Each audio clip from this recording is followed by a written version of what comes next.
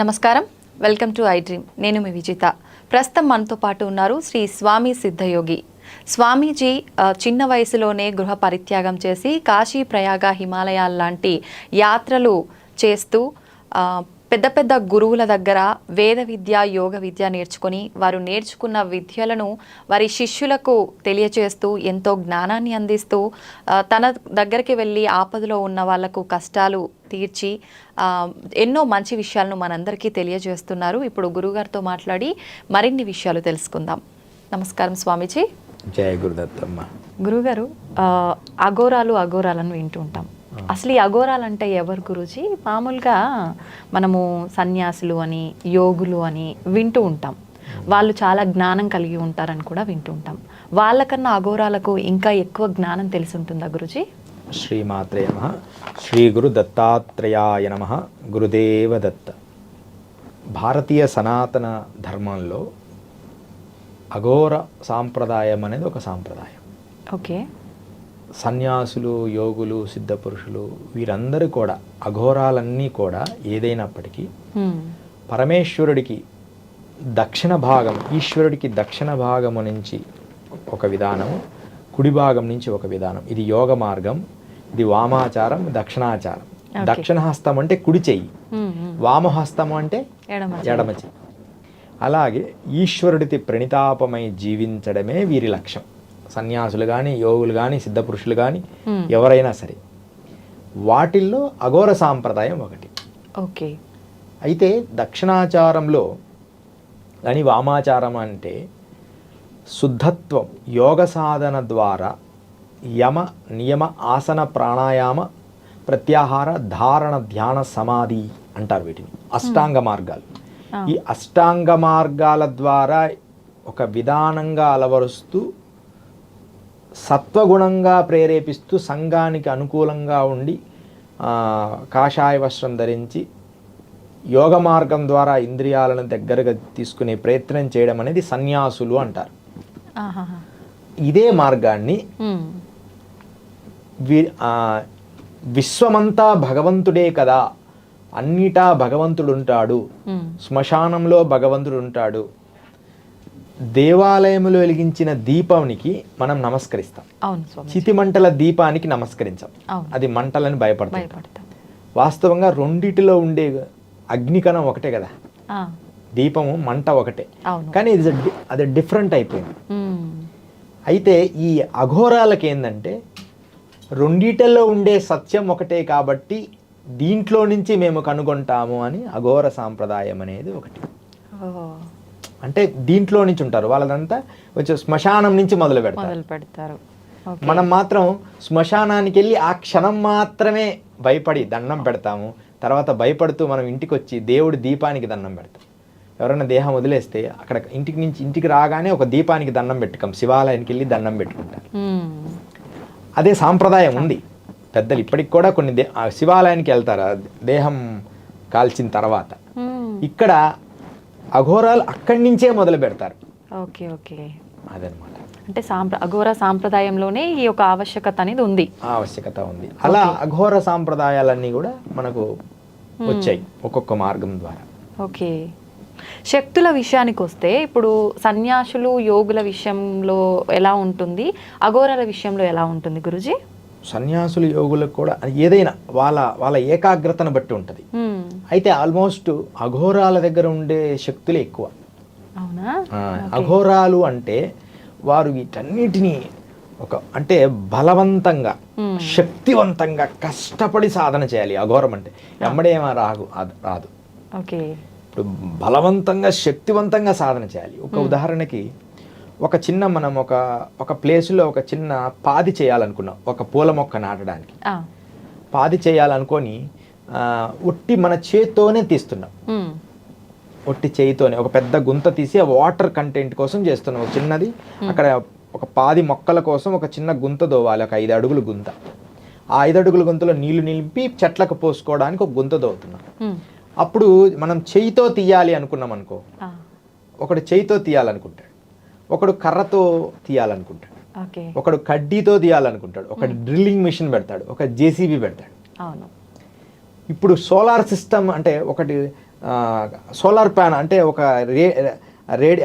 ఉంటాయి కదా రేడియో కిరణాలు, దాంతో కూడా హోల్ చేసేయచ్చు.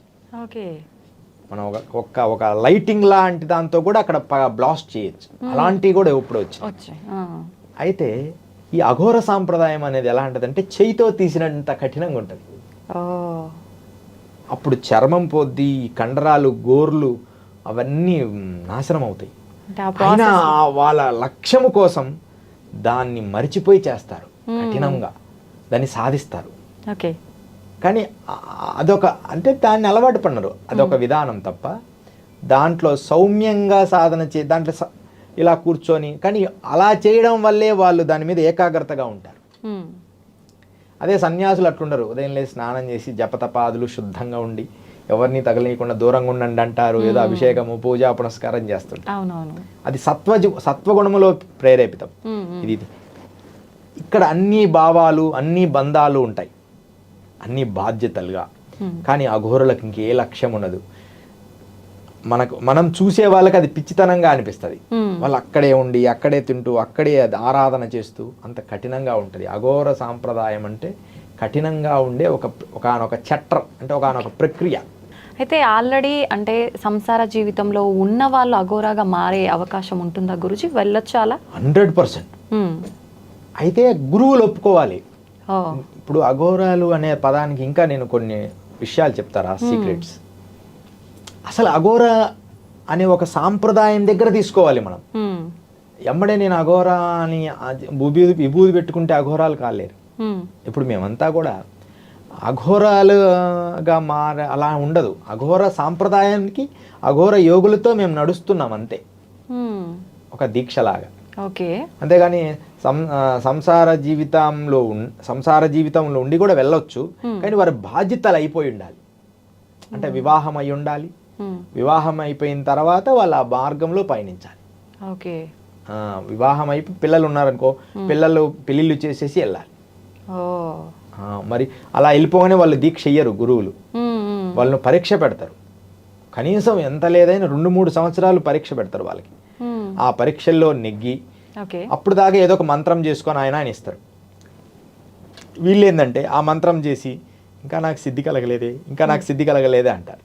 పరీక్షలు అంటే ఇప్పుడు అంటే ఈయన అఘోర లైఫ్లోకి రావటానికి మళ్ళీ సంసార జీవితం వదిలేసి వచ్చిండు కాబట్టి దానికి సంబంధించిన ఆనవాళ్ళు ఈయన పైన ప్రభావం చూపుతున్నాయా లేదా అన్న గురుగారు? 100% అది. ఇంద్రియాలు వీళ్ళ కంట్రోల్గా ఉన్నాయా లేదా అని చెప్పి ఒక దగ్గర వదిలిపెట్టేస్తారు. ఒక జలపాతం దగ్గర ఇక్కడే ఉండు 6 సంవత్సరాలు అంటారు. భిక్షాటన చేయమంటారు. ఒంటికంతా విభూది రాసుకొని నీటిలో కూర్చోమంటారు.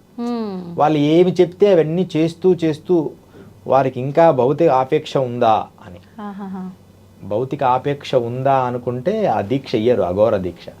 కానీ దీక్ష అంటే అర్థం ఏంటంటే చిన్న మంత్రము అవి నేర్పుతారు, అది ప్రాక్టీస్ చేసుకోవడానికి. పూర్ణ అఘోరీ మారడానికి కనీసం కొన్ని సంవత్సరాలు గురువు సేవ చేయాల్సింది ఉంటుంది. ఇప్పుడు మాది ఉంటాయి అనుకో, మాది ముందు గురు సేవలు అఘోరాలతో నేను ఎక్కువ ట్రావెల్ చేస్తున్నా. ఇప్పుడు మేము అఘోరం కాదు. మీరు అఘోరా కాదా స్వామి? అంటే అఘోర పూర్ణ అఘోర కాదు. ఓకే, పూర్ణ అఘోర అంటే దానికి ఒక నియమ నిబంధనలు, చాలా సంవత్సరాలు పడుతుంది. ఎమ్మడి అఘోర అయిపోకూడదు. అక్కడ నాకు ఎమ్మడి అఘోర అయిపోయాను, విభూతి రాసుకొని అఘోరి అంటే అలా అఘోరి కాలేదు. ఒక నియమం, ఒక మంత్ర సాధన చేయాలి. ఆ మంత్ర సాధన పూర్తి చేయాలి, గురువు చెప్పిన విధానాలు పూర్తి చేయాలి. మరలా ఇంకొంచెం 2వ స్టెప్, ఇప్పుడు మేము 2వ స్టెప్లోను ఇంకొక మంత్రం, ఈ మంత్రం చెయ్యి, ఇలా ఉండు, సంఘంలో ఉండు, కొంతమందికి మేలు చెయ్యి, జాగ్రత్త, గమనిస్తున్నావా, నిన్ను నువ్వు గుర్తిస్తున్నావా అని అన్ని రకాలుగా మనల్ని పాయింట్అవుట్ చేస్తుంటాడు గురువు.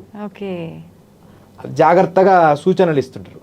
మళ్ళా సత్సంగం చేస్తుండాలి, మళ్ళా పెద్దల దగ్గర వినయం ఉండాలి. ఎప్పుడైనా మా విధానాలన్నీ మీరు గమనిస్తే పెద్దల దగ్గర వినయంగా ఉండాలి, వాళ్ళని గౌరవించాలి. ఇవన్నీ గమనిస్తూ వాడు తనకు తాను మలుచుకుంటాడు. అప్పుడు వాడికి ఇంకా ప్రపంచంలో ఎవరు ఉండరు, ఈశ్వరుడు తప్ప. ఆ స్థాయి వచ్చినప్పుడు పూర్ణ అఘోరము అనే ఒక విధానం నేర్పుతారు. ఎంత కాలం పడుతుంది గురూజీ ఈ ప్రాసెస్ అంతా జరిగి అఘోరాగా మారడానికి? వాడి పూర్వజన్మ స్థాయిని బట్టి. కానీ రియల్గా మామూలు మధ్యస్థ స్థాయి అయితే 3.5 సంవత్సరం అయితే ఒక కఠినమైన సాధన చేస్తే ఒక 3.5 సంవత్సరంలో ఒక స్టెప్ ఎక్కుతారు. ఓకే, నాది 6-1 దాదాపు నాకు 12 సంవత్సరాలు పట్టింది 2 పూర్తి చేయడానికి. చాలా ఎక్కువ సమయం. అంటే ఈ వాతావరణము పరిస్థితులు అంటే అన్ని పూర్తిగా చేయడానికి. Okay okay. ఇక నెక్స్ట్ 3వ దీక్ష ఉంటుంది, తర్వాత 4వ దీక్ష, తర్వాత గురు స్థాయిలో గురుపాదం ఆ స్థాయికి వెళ్ళిపోతాడు. ఓకే. అయితే అసలు అంటే మీరు అఘోరాగా ఎందుకు మారారు అని అడుగుదాం అనుకున్నాను, కానీ మీరు అఘోరాని కాదు అన్నారు. అసలు అఘోరాగా మారాలని, ఇలా సిద్ధత్వం పొందాలి తపస్సు చేసి అని మీకెందుకు వచ్చింది గురుగారు ఆలోచన? అఘోరా మారాలని కాదు, కానీ ఈ ఇంద్రియాలకు ఈశ్వరుడు అధిపతి, ఈశ్వరుని భగవంతుని చూడాలని చిన్నతనం నుంచి ప్రయాసపడేవాడిని. అసలు ఎంత పిచ్చివాడిగా తిరిగేవాడిని అంటే, ఇక ఆ పర్వతాల మీద ఉంటాడు, ఈ కొండల మీద ఉంటాడు దేవుడు అని గుహల్లో కొండల్లో వెళ్ళిపోయేవాడిని. ఆ ఇంట్లో వాళ్ళు పిచ్చివాడని, ఊర్లో వాళ్ళు కూడా పిచ్చివాళ్ళు అంటుండేవాళ్ళు మేము పెరిగిన వాతావరణం. ఎంత వయసులో అనిపించింది గురుగారు మీకు ఇట్లా? చిన్నతనం నుంచి నన్ను స్వామీజీ అనే పిలిచేవారు. వీళ్ళలో ఏదో దివ్యశక్తి ఉందని అందరూ అనుకునేవాళ్ళు, బంధువర్గాలు కానీ అట్లా. అయితే నేను ఆ ఫోకస్ కాలేదు, ప్రయత్నం చేస్తుండేవాడిని. మధ్యలో ఒకసారి పారిపోయాను, ఎలాగబ్బా మళ్ళీ పట్టుకొని వచ్చి కట్టేయడం అట్లా జరిగింది. ఎక్కడికి వెళ్ళిపోతున్నావు, ఎందుకు వెళ్ళిపోతున్నావు అంటే, నేను మంచు కొండల్లో ఉన్న ఈశ్వరుని చూడాలి నాకు కనపడుతుండనేవాడిని. అప్పుడు మాకు ఒకరు ఉండి, అక్కడ నిజంగా మంచుకొండలో ఈశ్వరుడు ఉన్నాడు. అప్పట్లో ఇంత ఫేమస్ కాదు కదా, ఎవరికి తెలియదు అమర్నాథ్ ఉన్నాడు. కానీ అప్పుడు ఒక ఆర్మీ ఒక ఆయన చెప్పాడు, నిజంగా అక్కడ మంచుకొండల్లో ఈశ్వరుడు ఉన్నాడు, ఆయన నిజంగా ఉన్నాడు, కానీ ఇప్పుడు వెళ్ళలేడు వీడు అని అన్నా. ఓహో, అయితే వీడు చెప్పేయని నిజాలే, అంటే పూర్వజన్మ నుంచి కనెక్షన్ ఉంది. అట్లా తర్వాత 13 నుంచి కొంచెం 16, 18 వచ్చేటప్పుడు కంప్లీట్గా స్వామిజీల్లో కలిసిపోవడం జరిగింది. ఇంకా అక్కడి నుంచి చేస్తూ సేవలు చేసుకుంటూ 23, 24 ఏళ్ళప్పుడు గురు మంత్రం జరిగింది. 8 సంవత్సరాలు గురు శిక్షణ అయినాకే దీక్ష ఇచ్చారు. అంటే మీరు 13, 14 సంవత్సరాలప్పుడు ఇంట్లోంచి వచ్చేసారా? వచ్చేసారు, కంప్లీట్గా రాలేదు. మధ్యలో ముందు వారణాసి వెళ్ళిపోవడం, వారణాసిలో నుంచి మరలా ఒక సంవత్సరం ఉండి మళ్ళీ రిటర్న్ రావడం, ఒక 6 నెలలు ఉండి రిటర్న్ రావడం. అంటే తల్లిదండ్రులను ఏం చేశానంటే మభ్య పెట్టాను. అంటే వాడు ఉంటాడు, వచ్చాడు కదా మరలా వెళ్ళిపోతాం, వెళ్ళిపోయాడే అని ఒక 6 నెలల వల్ల వచ్చావని కొంచెం వాళ్ళతో. అంటే నాకు కూడా తెలియకుండా కొన్ని రోజులు సేవ చేసుకుని అబ్బాయ్యా ఇప్పుడు ఉంటాడులే, 3వసారి నాకు ఆవిడ అక్కడికి పోయి తిరిగి వస్తాడు. అంటే వాళ్ళ అట్లా డిజైన్ అయిపోయారు. ఒకేసారి మనం వదిలేసామనుకో ఇంకా వాళ్ళు భయపడిపోయి కంగారు పడిపోతారు. ఎలా ఉన్నా సరే వాళ్ళు తట్టుకోగలిగేలా మౌల్డ్ చేసి వెళ్ళిపోతున్నారు. తెలియదు, అలా గురువులు చేపించారు. ఓ, అది కూడా వాళ్ళు ఒక భాగం దాంట్లో. నువ్వు వెళ్ళిపో, ఇంటికి వెళ్ళిపో అనేవాళ్ళు. మళ్ళీ ఒక 6 నెలల తర్వాత ఇంకో ప్లేస్కి వెళ్తే గురువు మీరు ఎన్ని రోజులు అయింది, ఇంటికి వెళ్ళిపో ఒకసారి. అప్పుడేమైంది, అలా అలవాటు పడుతూ ఇంకా సాంప్రదాయాలు, జల సాధనలు ఇలా అఘోర సాంప్రదాయంలో అఘోరమే కాదు, మంత్రశాస్త్రము, శ్రీ విద్యోపాసన, ఇలా ఉపాసన మార్గానికి వచ్చి తార, కాళీ ఉపాసన ఇవన్నీ చేయడం జరిగింది. అంటే అఘోర సాంప్రదాయంలో ఎక్కువగా కాళీ మాతనే ఉపవాసిస్తుంటారా గురుగారు? ఎక్కువగా పూజిస్తుంటారు అమ్మవారిని, ఎందుకని? కాళీ భైరవుడిని ఎక్కువ ఉపయోగిస్తుంటారు. నాగసాధువుల్లో ఎక్కువ ఈ కాళికా ఉపాసన చేస్తారు. అఘోరుల్లో కూడా భైరవుడికి ఎక్కువ ప్రాధాన్యత ఇస్తారు. తర్వాత కాళీ ఉపాసన కూడా ప్రాధాన్యత ఇస్తారు. ఇప్పుడు కాళీ ఉపాసన అనేసరికి సాత్వికంగా మనకు అంటే ఇంకో రకంగా తంత్ర విధంగా 2 రకాలుగా అంటుంటారు కదా గురుగారు. వామాచార దక్షిణాచారాలని 2 ఉన్నాయి. ఏది ఈ కాళీ ఉపాసనలో వామాచారం అనే ఒకటి, దక్షిణాచారం అనే ఒకటి. వామాచారంలోనే ఎక్కువ కాళీ ఉపాసనలు చేస్తారు. వామాచారం అంటే ఏం లేదు, ఆ శ్మశానాల, ఇప్పుడు అఘోరాలు కానీ నాగసాధువులు ఉంటారు కదా, వారు ఈ శ్మశానాలతో పూజలు చేస్తూ ఉంటారు. శ్మశానంలోని ఇల్లు కట్టుకుంటారు శ్మశానానికి దగ్గర. ఇప్పుడు మా గురు పరంపరగా మా గురువు గారు ఒక ఆయన కాశీలో శ్మశానానికి ఆనుకొని ఏర్పరచుకొని అక్కడే ఉంటారు. దాని విధానాలన్నీ మాకు చెప్తుండేవాడు, ఇలా చేయాలని, ఈ మంత్రం చేయనాయన అంటే మనల్ని గైడ్ చేస్తాడు. అది మనం పూర్తి చేసిన తర్వాత వారి స్థాయికి వెళ్తాం. అది అంత సులభమైన ప్రక్రియ కాదు, అది ఒక అద్భుతమైన విధానం. ఓకే. ఇప్పుడు మీరు నాగసాధువులు అన్నారు కదా గురుగారు, అఘోరాలకు నాగసాధువులకు మధ్య భేదం ఏంటి? Very good question. ఇప్పటి వరకు ఇది మంచి క్వశ్చన్. ఇది చాలా మందికి అది కన్ఫ్యూజన్ గా చెప్తుంటారు, ఇద్దరు ఒకటేనని. ఇద్దరు ఇంచుమించు ఒకటే. అయితే ఇక్కడ ఏమైందంటే, జలంధరనాథుడి దగ్గర నుంచి అఘోర సాంప్రదాయం పుట్టింది. అఘోరం అంటే జలంధరనాథుడు, గోరక్షానాథుడు, తర్వాత జానాథుడు, ఇలా ఈ సాంప్రదాయాల్లో వచ్చింది. ఓకే. ఈ నాగ సాధువులందరూ కూడా శంకరాచార్యుల నుంచి వచ్చింది. ఓ.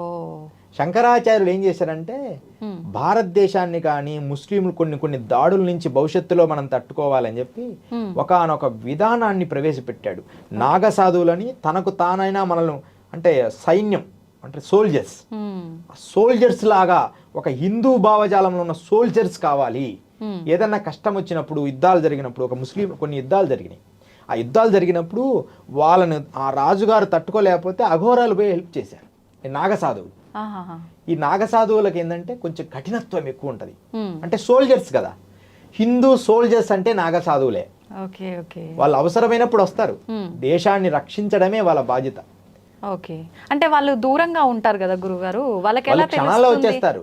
అంటే ఇప్పుడు ఎలా తెలుస్తుంది అనే దానికంటే వాళ్ళ 6th సెన్స్ ఎక్కువ, దివ్య దృష్టి ఉంటుంది, ఖచ్చితంగా థర్డ్ ఐ ఓపెన్ అయి ఉంటుంది, 3వ నేత్రం, ఎక్కడ దోషాలు అన్నీ తెలుసు. ఎప్పుడు ఏమి చేయాలని ఆ ఈశ్వరుడు అనుగ్రహం రావాలి. ఈశ్వరుడు వాళ్ళకి సంకల్పిస్తే అందరూ వచ్చి హెల్ప్ చేస్తారు. ఓకే. నాగసాధువులు ఒక రకంగా చెప్పాలంటే భారతీయ సోల్జర్స్.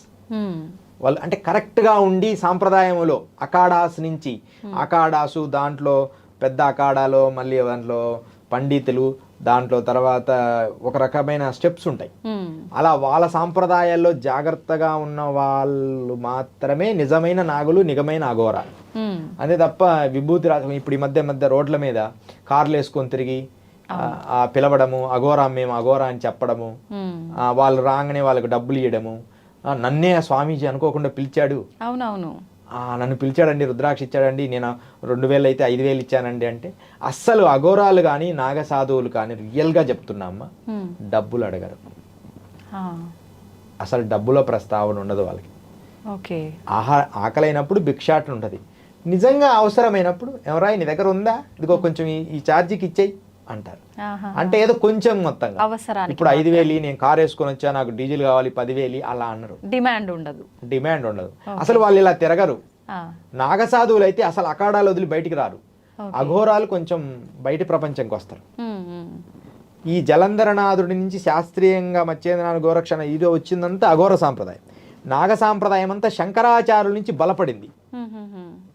కొంచెం మార్పులు. వీళ్ళని కీరాణాం బాబా అని కాశీలో ఒక మహాయోగి ఉన్నాడు అఘోరి. ఈ కీరాణాం బాబా వల్ల ఎక్కువ అఘోరాలంతా నాగసాధులంతా అక్కడ ఉంటుంటారు. అదే అనమాట ఎక్కువ మనం ఇట్లా అఘోరాలకి నాగసాధులకి డిఫరెంట్. వీళ్ళు భయంకరమైన సోల్జర్స్. భారతదేశాన్ని సీక్రెట్గా రక్షించడంలో ఈ నాగసాధువులు మహాశక్తివంతులు. ఒక చిన్న కథ చెప్తామా? అలాగే గురుగారు. ఎవరెస్ట్ శిఖరాన్ని ఎక్కిన ఆయన హిలరీ అంటారు, హెడ్ 1 హిలరీ అని. ఎవరెస్ట్ శిఖరం ఎక్కింది ఆయనే ఫస్ట్. న్యూజిలాండ్కి సంబంధించిన ఆయన భారతదేశం అంటే చాలా ప్రేమ. ఈ ఎవరెస్ట్ శిఖరం అని అప్పటి నుంచి ఎవరెస్ట్ శిఖరం అని పేరు వచ్చింది. అంతకు ముందు కూడా అక్కడ ఒక దేవతను పూజ చేసేవాళ్ళు, దానికి వేరే పేరు ఉండేది ఆ ఎవరెస్ట్ శిఖరానికి. అందరికి తెలియదు ఏం పేరు గురుగారు. ఎవరెస్ట్ శిఖరానికి మరో పేరు అని ఎవరైనా అడిగితే ఇది ఒక బిట్ అనమాట, ఎవ్వరికి తెలియదు. సాగరమాత. ఎవరెస్ట్ శిఖరం దగ్గర సాగరమాత అని పేరు పిలిచేవాళ్ళు. ఈయన ఎప్పుడైతే పర్వతాన్ని ఎక్కాడో అప్పటి నుంచి దాని పేరు ఎవరెస్ట్ శిఖరం అని పేరు వచ్చింది. లేకపోతే దాని పేరు సాగరమాతే. అంటే అక్కడ అమ్మవారు ఉన్నారా? అమ్మవారు జాతర జరుగుతుంది ఎవరెస్ట్ శిఖరం దగ్గర. హిమాలయస్ లో ఉండే వాళ్ళంతా సంవత్సరానికి ఒకసారి పోయి ఆ ఎవరెస్ట్ శిఖరం అంటే దాని దగ్గరలో అంటే వాళ్ళ గ్రామాన్ని నుంచి అది కనపడేంత దగ్గరికి వెళ్ళి అక్కడ ఒక జాతర లాగా చేసి వచ్చేవాళ్ళు, పూజలాగా. ఇప్పటికీ జరుగుతుందా గురువుగారు? అది ప్రత్యేకంగా ఇప్పుడు వేల మంది వెళ్తున్నారుగా, ఇప్పుడైతే జరుగుతున్నట్టే. అప్పుడైతే ఇంకా కష్టం కదా. ఇప్పుడు జరుగుతుంది. సాగరమాత అంటారు ఎవరెస్ట్ శిఖరానికి మరో పేరు సాగరమాత. మనం గూగుల్లో చూసుకోవచ్చు. ఆ హిలరీ ఏం చేశాడంటే ఇప్పుడు గంగోత్రి నుంచి ఎక్కువ మనం గంగోత్రి నుంచి మేము సాధువులందరూ గంగోత్రిలోనే, మనం ఇంకా ముందు చెప్పుకుందాం. ఈ గంగోత్రి నుంచి ఆయన ఒక పడవలో ఆయన లైఫ్ స్టోరీ చదివితే మనకు తెలుస్తుంది. హిలరీ లైఫ్ స్టోరీ, ఎవరెస్ట్ శిఖరం ఎక్కిన హిలరీ లైఫ్ స్టోరీలో ఆ పడవలో గంగోత్రి నుంచి ఇట్లా సముద్రం దగ్గరికి వెళ్ళిపోవాలి. అప్పుడప్పుడు పడవేసుకోవడం దిగడం, మళ్ళా నీళ్లు ప్రవహిస్తుంటే మళ్ళీ పడవలో ఎక్కడం. కొంచెం ఇబ్బంది అని ముందే తెలిస్తే సైడ్కి పోయి మళ్ళీ అక్కడి నుంచి పడవ మోసుకొని పక్కకు పెట్టుకొని ఇలా ఒక ఒక ప్రయాణం చేశాడు హిలరీ. ఈయన ఒక్కడే కాదు, కొంచెం ముగ్గురిని తీసుకున్నాడు, సపోర్ట్ ఉండాలి కదా, ఒక్కడు పడవలో పోవాలి. అలా వస్తున్నప్పుడు వారణాసి వచ్చాడు, కాశీలో పడవ దగ్గరికి వచ్చాడు. కాశీలో పడవ దగ్గరికి వచ్చి ఈయనకు ఇదే పని కదా, యోగులు అఘోరాలను. ఆయన భారతీయ అంటే చాలా మంచి ఫేమస్ అన్నమాట, ఇష్టం ఆయన. ఆయన ఏం చేశారంటే ఒక అఘోరిని కలిసి ఆయన దగ్గర ఏదో తెలుసుకుంటూ ఉన్నాడు. నేను గంగోత్రి నుంచి ఈ పడవలో వచ్చాను గురువు గారు అన్నాడు. ఆయన ఇట్లా అఘోరి మంచి సాధకుడు. ఆయన చూసి నా అంగమంత బలం లేదు ఈ పడవకి అంటాడు. అంటే నా అంగము అంటే ఆయన మూత్రం పోసే అంగము అంత బలం లేదు నేను అంటాడు. ఆయన స్టోరీలు క్లియర్ రాశాడు ఆయన హిలరీలో, ఇంగ్లీష్లో ఆయన మొత్తం రాశాడు ఆయన లైఫ్ స్టోరీలో. రాశాడంటే చూడాలని గురువుగారు అంటాడు. అంటే చూడని ఆయన పడవకి ఆ పడవకి తాడు కట్టి ఈయన అంగానికి ముడివేశాడు, ఒక పెద్ద తాడు. 4 minutes ఆ పడవ నడిపినా కూడా కదలేదు పడవ. 3 నుంచి 4 minutes ఆ ఇంజన్తో పడవ ముందుకు నడిపిస్తే ఆ పడవ కదలలేదు. హిలరీ అనుకున్నాడు, హిలరీ అది కట్టాం కదా ఎగిరి నీటిలో వచ్చి పడతాడు ఆయన అని అనుకున్నాడు. ఎమ్మడి హిలరీ పోయి అంటే దీన్నే అష్టయోగ మార్గము అంటారు. ఈ అఘోరాలు నాగసాధులు చేసేది ఏంటంటే తన దేహం పర్ఫెక్ట్గా, ఇప్పుడు మేము నిద్రపోయేటప్పుడు ఈ 2 కాళ్ళు తీసుకొని తల మీద పెట్టుకుంటాం, దాన్ని యోగ నిద్ర ఆసనం అంటే యోగి దాన్ని తన బాడీని తన కంట్రోల్లోకి తెచ్చుకుంటుంటాడు. ఇట్లా ఇట్లా ఇట్లా పెట్టుకొని అంటే అది మొత్తం తన బాడీ యోగంలో ఆ బాడీని కంట్రోల్ తెచ్చుకుంటాడు. పాదాల మీద పైకి లేస్తాడు, చేతుల మీద పైకి లేచి పాదాలు ఉంటాడు. రకరకాల ఆసనాలు, తన దేహము ఇంద్రియాలు మనస్సుని తన కంట్రోల్ చేస్తాడు. దాన్ని యమనియమ ఆసన ప్రాణాయామ ప్రత్యాహార ధారణ ధ్యాన సమాధులు అంటారు. అలాంటి స్థాయికి ఈ యోగులు వెళ్తూ ఉంటారు. ఇది అప్పుడు ఆయన నమస్కారం చేశాడు, గురువుగారు చాలా పొరపాటు, ఏం లేదు నాయన, మన ఇంద్రియాలలో మానవుని శక్తి అంత గొప్పది, ఈ భౌతిక శక్తి కంటే మన లోపల ఎంతో శక్తి దాగి ఉందని ఆయన లైఫ్ స్టోరీలో రాశాడు హిలరీ. హెడ్వన్ హిలరీ అంటారు ఆయన. అదమ్మా అఘోరాలు నాగసాధుల శక్తి. అయితే ఇప్పుడు మీరు అన్నారు గురుగారు ఇలాంటి ఆసనాలు చాలా ఉంటాయి, అఘోరాలు ఇవన్నీ చేస్తుంటారని చెప్పి, మీరు అఘోరాగా మారాలి అనుకున్నప్పుడు వెళ్ళిన తర్వాతే మీ గురువులు ఇవన్నీ నేర్పిస్తారా, వీటన్నిటికీ శిక్షణ ఇస్తారా? నేను ప్రత్యేకంగా అఘోరాగా మారాలని వెళ్ళలేదు. నేను ఒక సాధనా సంపత్తి యోగిలాగా వెళ్ళాలని వెళ్ళాను. అయితే నేను వెళ్ళే మార్గంలో ఈ అఘోరులతో స్నేహం ఎక్కువగా ఏర్పడింది. అందుకని అఘోర సాంప్రదాయాలతో మంత్ర సాధన నేర్చుకున్నాను నేను. ఎందుకంటే నాకు అఘోరాగా ప్రత్యేకంగా మారాల్సిన అర్హత ఉందో లేదో వాళ్ళకి తెలుసు కదా. అందుకని ఆ అర్హత కోసం ముందు మంత్ర సాధన నేర్పించారు. వాళ్ళతో కలిసి తిరగడం, ఇప్పుడు మనం హిందీ వాళ్ళతో కలిసి తిరిగితే హిందీ వస్తుంది, తమిళ వాళ్ళు పక్కన ఉన్నారనుకో కొంత తమిళ్ మనకు వస్తుంది. అట్లనే అఘోరాలతో బాగా నాగసాధులు కానీ అఘోరాలతో మంచి స్నేహం ఉంది. మనకి జూనా అఖాడా ఇప్పుడు ఇది ఉంది కదా, నాగసాధువులు మన ఉజ్జయిని జూనా అఖాడా అంటే గుజరాత్లో ఉంది, గిరినార్ ఇలాంటి, తర్వాత తారాపీఠ్ ఉత్తరప్రదేశ్ తారాపీఠ్లో, ఇలా రకరకాల పీఠాల నుంచి ఉన్న స్నేహం వల్ల వాళ్ళతో కలిసి తిరగడం వల్ల అఘోర సాంప్రదాయాలని క్షుణ్ణంగా దగ్గరగా చూశాను. ఎప్పటికైనా వెళ్తాం కానీ అంత స్థాయికి వెళ్ళడానికి ఒక్కొక్క మెట్టు ఎక్కుతూ మనం ఆ స్థాయికి వెళ్ళాలి. అప్పుడు పూర్తిగా నేను అనంత విశ్వాన్ని ప్రేమిస్తున్నాను అనే స్థాయికి వెళ్ళిపోతాడు. ఆ స్థాయికి ఒక్కొక్క స్టెప్ బై స్టెప్ ఎక్కడమే కరెక్ట్. అది నిజమైన పూర్ణ అఘోరి అంటే. స్వామి, మీరు హిమాలయాల్లో తపస్సు చేశారు అని నేను ఇంతకుముందు వీడియోలో విన్నాను. ఎక్కడెక్కడ తపస్సు చేశారు, ఎన్ని సంవత్సరాలు తపస్సు చేశారు మీరు? హిమాలయస్లో తపస్సు చేయడం జరిగింది. ఎక్కువ బాగా నా పాదాలు హిమాలయాల్లో అంటే ఒక భాగం వరకు చార్ధామ్ యాత్రలో ఉన్న ప్లేస్లో, చార్ధామ్ యాత్రల ప్లేస్లన్నీ నేను పాదయాత్ర చేశాను. పాదయాత్ర మొట్టమొదట జీబులో తిరిగాము, ఎలా వెళ్ళాలి అని చూడడానికి తీసుకెళ్లారు కొంతమంది. ఆ తర్వాత చాలా వరకు నేను పాదయాత్రలతోనే చేశాను. అలా చేస్తూ ఎక్కువ చేసింది ఉత్తర కాశీ కేదార్నాథ్ మందిర్, ఉత్తర కాశీ దగ్గర ఆ ప్లేసుల్లో కేదార్నాథ్ మందిర్ అనే స్థలంలో. అక్కడే పక్కనే సంకట హనుమాన్ టెంపుల్ అని ఒకటి ఉంది ఉత్తరకాశీ దగ్గర. కింద ఉంటుంది పూలలోయ, అంటే చిన్న పూల చెట్లన్నీ పెంచి చాలా అద్భుతంగా ఉండేది మేమున్న రోజుల్లో. అక్కడ ఎక్కువ సాధన చేసేవాడిని ఒంటరిగా వెళ్ళి. ఎప్పుడు నాకు స్వేచ్ఛగా అనిపిస్తే అప్పుడు పర్వతాల మీదకి వెళ్ళిపోయేవాడిని. అక్కడ సాధన చేసిన తర్వాత గుప్త కాశీలో సాధన చేయడం జరిగింది. ఇక ఆ తర్వాత కఠినమైన సాధన అమ్మ, ఒక చిన్న అద్భుతమైన కథ. గంగోత్రిలో సాధన చేశాను. గంగోత్రిలో మనం వెళ్తూ ఉంటే ఇప్పుడు కూడా కనపడుతుంది. గంగోత్రి మామూలుగా పారుతున్నప్పుడు కరెక్ట్ గంగోత్రికి 3 కిలోమీటర్ల ముందు ఎడమ భాగంలో ఒక పెద్ద రాతి పర్వతం ఉంది, రాయి. ఆ రాయి కింద చిన్న స్వరంగం తయారు చేసుకొని నేనే రాళ్ళు తీసేసి ఆ రాతి కింద రోజు అక్కడే సాధన చేసుకుంటూ అలా కొన్ని రోజులు ఉన్నాయి. నా దగ్గర ఒక కంబలి ఉండేదమ్మా.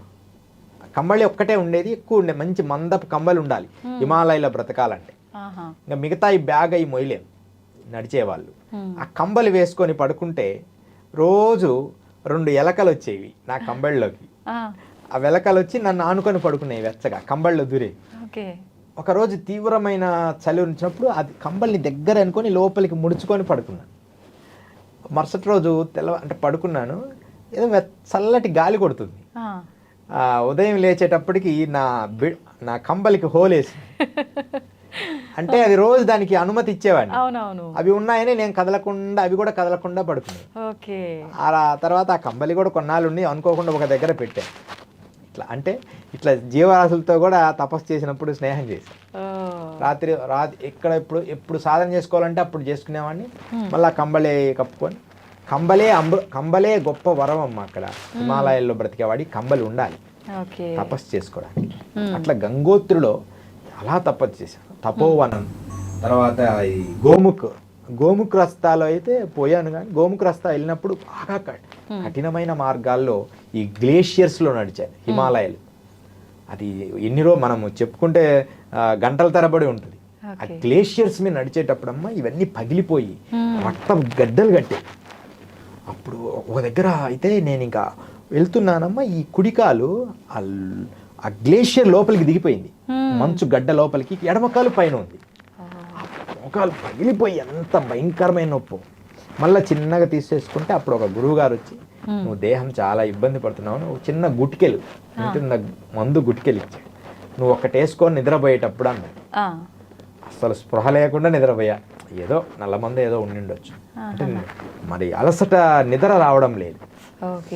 అప్పుడు ఆయన అది ఇచ్చారు. తర్వాత మరుసటి రోజు తపోవనం వెళ్ళిపోయి అక్కడ మంచు గ్లేషియర్స్లో వెళ్ళడం, ఆ మంచు గడ్డల్లో అన్ని అక్కడ ఏముండవు, అన్ని మంచు దెబ్బలే.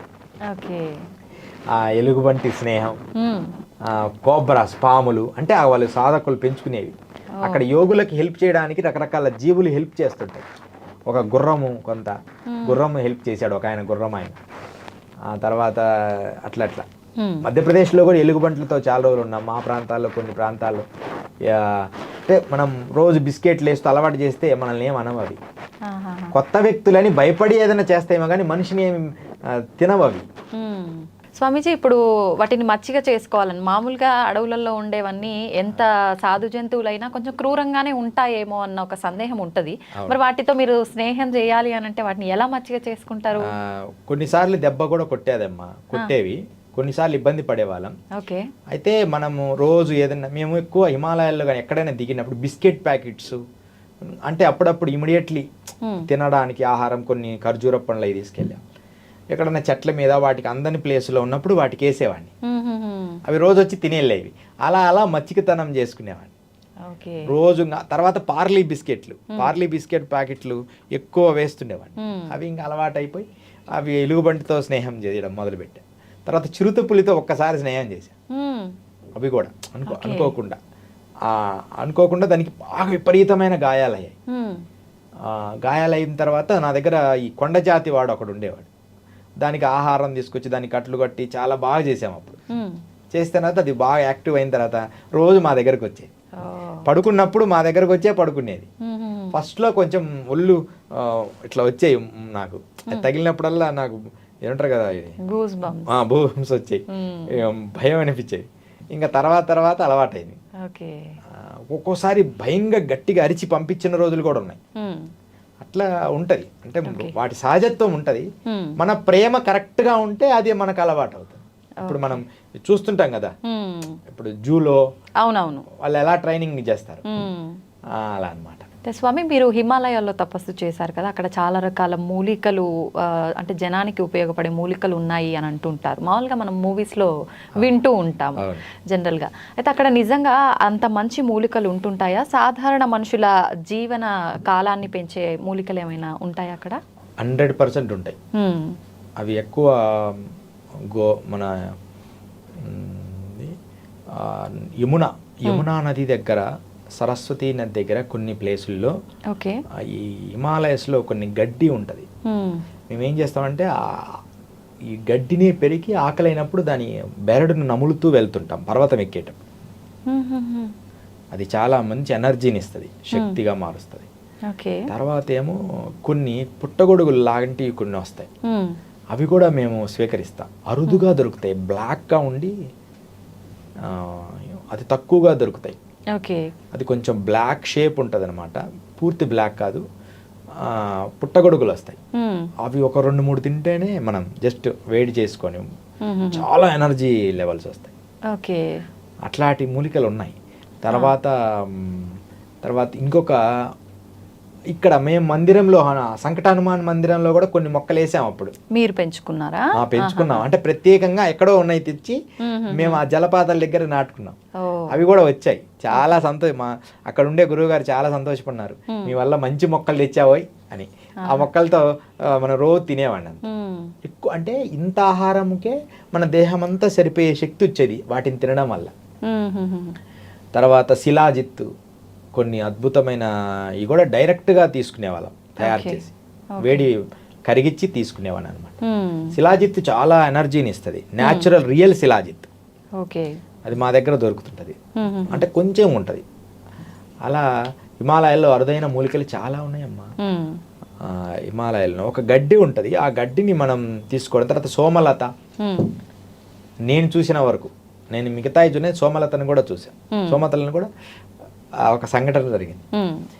సోమలతను మనం ఎవరు పడితే వాళ్ళని తగలకూడదు. ఫస్ట్ మనకు కనిపించినా దానికి నమస్కారం చేయాలి.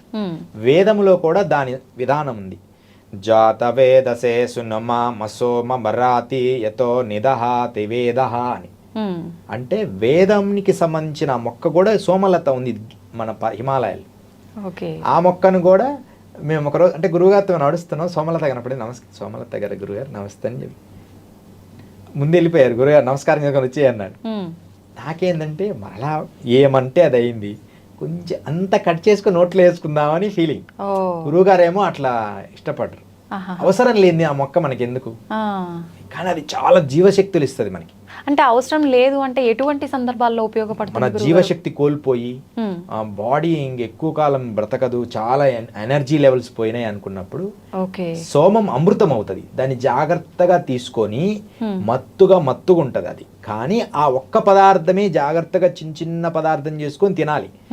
కొంతమంది ఏం చేస్తారంటే దాన్ని వేరే పదార్థాలతో మిశ్రమం చేసిస్తారు, అప్పుడు మనం మందు తాగినట్టుగా మత్తు వస్తుంది. అలా తీసుకోకూడదు, డైరెక్ట్దే ఏదైనా ప్రసాదంగా అద్దుకొని తీసుకోవాలి. నేను అలా తీసుకొని అలా కట్ చేసి అలా అనే లోపలే నోట్లో వేసుకుందాం అంటే రే అంటనే ఉన్నాడు, నేను నోట్లో వేసేసుకున్నాను. అంటే కొంచెం ఎట్లా, ఎందుకు దాన్ని భగ్నం చేస్తావు గురుదేవ, మరలా దాన్ని చూడలేను, తగలేను, తిన్నానని నాకు స్పృహ ఉండాలి అని నా మనసులో అనుకున్నా. గురువులాగా మనలాగా ఇప్పుడు గురువులకి, గురుగారు మాకు ఎందుకు దీక్ష లేదు, మాకెందుకు మంత్రమే లేదు, అంత డైరెక్ట్గా మేము మాట్లాడలేరు. ఆ మాట నేను లోపల అనుకున్నా. వాళ్ళకి తెలిసిపోతాయా గురుగారు అట్లా అనుకుంటే? అట్లా తెంపుకొని అట్లా అంటున్నాడు గురుగారు, పిచ్చా ఎందుకు అని అంటున్నాడు, నోట్లో వేసేసుకున్నా. ఆయనకి చెప్పాలనుకున్నా ఒక్క మాట చెప్పి మిగతా చెప్పలే, అనుకోకుండా తిన్నా గురుగారు. లోపలేమో ఏమైద్ది ఒకసారే కదా అని లోపల అనుకున్నా, ఆయన చెప్పలేక. అలాంటి గురువుతో మేము పయనించినప్పుడు, ఒక సద్గురువుతో పయనించాం హిమాలయాలు. అప్పుడు ఈ సోమలత చూశాను. చాలా ఫస్ట్ టైం నేను సోమలత చూడడం. అది అందరికీ అరుదుగా కనిపిస్తుంది అనమాట. ఈ మధ్య మేము హిమాలయాలకు వెళ్ళినప్పుడు కూడా కొన్ని మూలికలు తెచ్చాం. చంద్రకాంత మూలికలని ఇంత దుంపలు తెచ్చాం. అవి దేనికి ఉపయోగపడతాయి గురుగారు?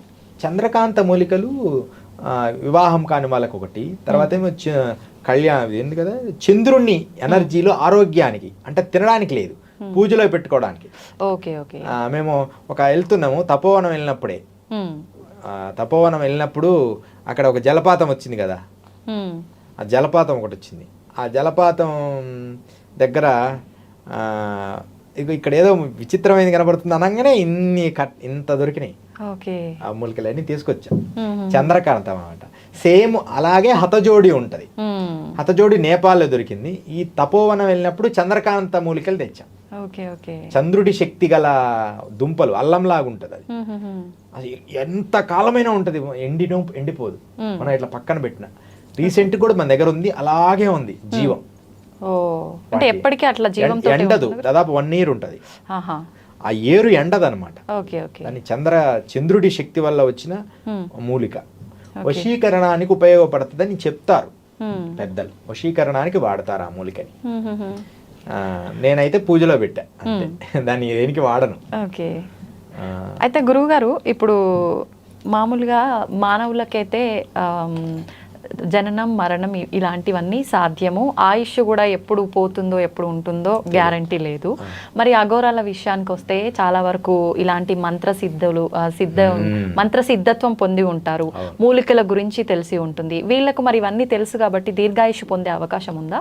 అంటే కొన్ని ఆహార నియమాలు, కొన్ని పరిస్థితులు, జనాలకు కొంచెం బయటికి రాకుండా ఉండడం, ఇవన్నీ కూడా ఆయుష్ని పెంచుతాయి. ఓకే. అంటే ఆహార నియమాలు కూడా ఒక భాగమా? ఆహార నియమాలు మెయిన్. తన ఇంద్రియాలు తన కంట్రోల్లోకి తెచ్చుకోవడం. తర్వాత మన లోపల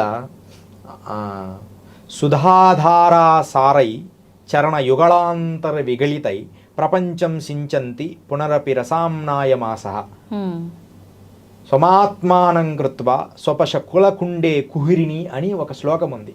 అర్థమేంటి గురువు? సౌందర్యలహరిలో సుధాధారా సారై. సుధాధార మన లోపల ఒక యాపకాయ కంటే కొంచెం లావుగా ఒక చిన్న బుడిపే ఉంటది బ్రెయిన్ లో. యోగము ద్వారా 3 భాగాలుగా అది కరుగుతుంటది.